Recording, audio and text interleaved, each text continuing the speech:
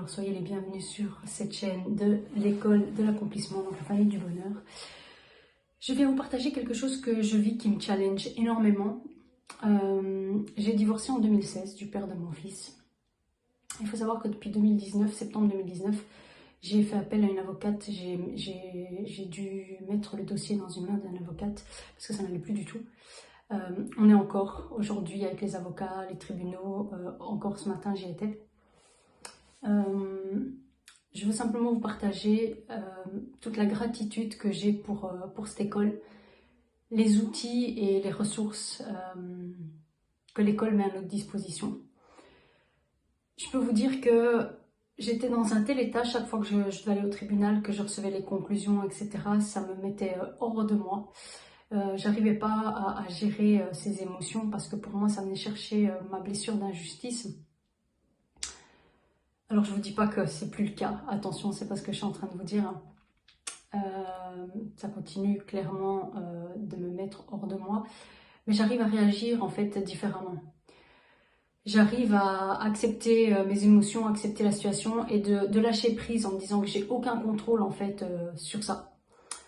Les avocats de part et d'autre font du mieux qu'ils peuvent, ils font leur job, j'ai envie de dire, ou pas, à voir, mais quoi qu'il en soit, j'ai aucun contrôle là-dessus non plus. La juge décidera ce qu'elle aura envie de décider. Pareil, j'ai aucun contrôle là-dessus.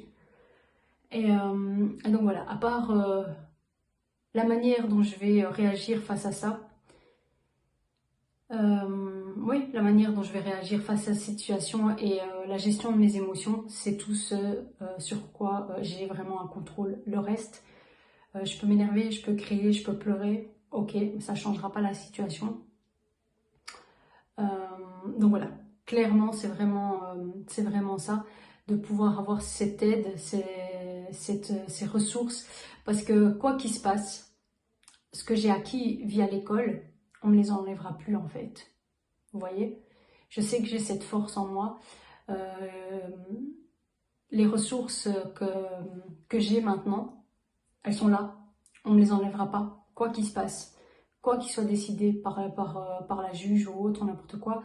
C'est là, c'est ancré. Alors je dis pas que c'est tous les jours facile à vivre, c'est pas ce que je suis en train de vous dire. Ça n'est pas le cas, clairement.